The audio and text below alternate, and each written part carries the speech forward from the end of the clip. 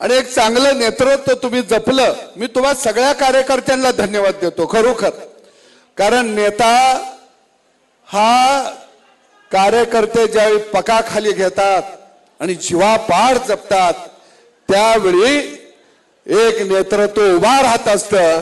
आणि मी पडळकर साहेबांच्या कार्यकर्त्यांना धन्यवाद देतो की तुम्ही कार्यकर्ते असे आहात की लाख मेले तर चालतील पण लाखाचा पोशिंदा जगला पाहिजे ही भावना मनामध्ये बाळगून तुम्ही सगळे कार्यकर्ते, जीव वळवून टाकणारे कार्यकर्ते हे आमदार गोपीचंद पडळकरांच्या आयुष्यामध्ये आले।